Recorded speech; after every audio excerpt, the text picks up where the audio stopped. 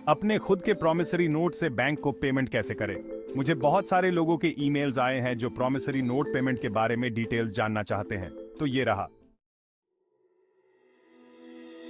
अपनी जरूरत के हिसाब से इसे अडेप्ट करो और फैंसी पेपर पे फैंसी बॉर्डर्स और आर्टवर्क के साथ अपना खुद का नोट बनाओ ताकि ये ज्यादा से ज्यादा लीगल लगे। ये बस उन्हें उसी बीएस से कंफ्यूज कर रहा है जिससे वो हमें कंफ्यूज करते हैं। एनबी, इस पेमेंट मेथड से किसी और व्यक्ति या बिजनेस को पेमेंट मत करो, वो भी इस सिस्टम में फंसे हैं जैसे आप हैं। अपने प्रॉमिसरी नोट्स का इस्तेमाल सिर्फ बैंक्स, शेरिफ्स, टैक्स ऑफिसेज और दूसरे गवर्नमेंट डिपार्टमेंट्स को पेमेंट करने के लिए करें जो बैंक्स के राइट्स को सपोर्ट करते हैं और जुडिशरी द्वारा बनाए गए कानूनों द्वारा गवर्नड होते हैं। याद रखें कि आप किसी भी तरह से कानून नहीं तोड़ रहे हैं।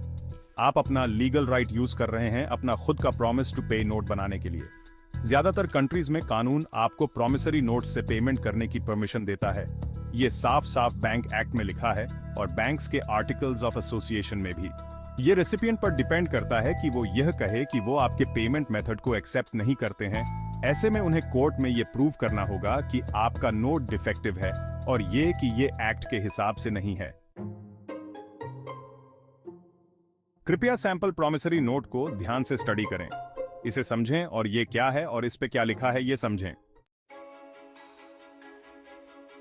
ये specially south African legal system के लिए बनाया गया था, तो हो सकता है आपको इसे अपने देश के लीगल रेफरेंसेस के लिए ऊपर राइट हैंड साइड में अडेप्ट करना पड़े। यूके या दूसरे कंट्रीज में जहां पैसे पे अभी भी प्रॉमिस टू पे ऑन डिमांड लिखा होता है, पैसे की कीमत एक्चुअली उस 10 पाउंड स्टर्लिंग सिल्वर के बराबर होती है जिसका ये डिमांड पे पेमेंट करने का दावा करता है। ऐसे कंट्रीज में आपको अपने नोट पे टर्म्स एंड कंडीशंस की जरूरत नहीं है, जैसे ये साउथ अफ्रीकन नोट दिखाता है। क्योंकि हमारे पास FIAT करेंसी है जिसकी कोई वैल्यू नहीं है, तो हमें प्रिस्क्राइब्ड लीगल टेंडर पैसे का इस्तेमाल करके काम चलाना पड़ता है जो देश में सर्कुलेट होता है। एक कैटलॉग लिस्ट बनाओ जहां आप नोट नंबर लिख सको जो आपने बनाया है और नोट के ऊपर लिखा है। कोई भी नंबर बनाओ जो आपको ठीक लगे।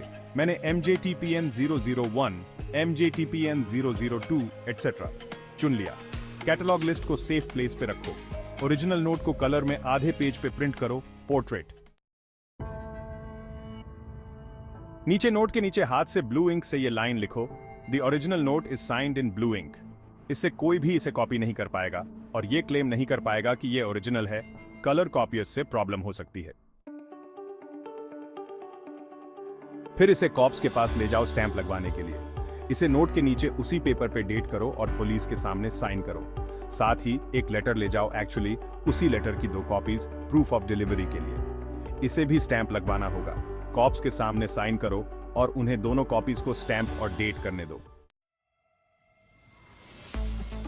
फिर ओरिजिनल कलर नोट की ब्लैक एंड व्हाइट फोटोकॉपी निकालो दोनों सेट्स डिलीवर करने से पहले। एक सेट बैंक या लॉयर्स के लिए है और एक सेट कॉपी आपके लिए है। लॉयर्स के यहाँ लीगल डॉक्यूमेंट रिसीविंग ऑफिस में डिलीवर करो या बैंक ऑफिसेज के postal legal document receiving office में, बैंक में नहीं। जो व्यक्ति इसे रिसीव कर रहा है उसे कहो कि वो चारों पे स्टैंप लगा दे। 2 ओरिजिनल्स और 2 कॉपीज आपके लिए। दोनों ओरिजिनल्स को एक एनवेलप में रखो और सील कर दो, CFO या CEO को एड्रेस करके। या कभी कभी लॉयर्स एक छोटी कंपनी होते हैं जहां रिसेप्शनिस्ट पोस्ट और लीगल डॉक्यूमेंट्स रिसीव करता है।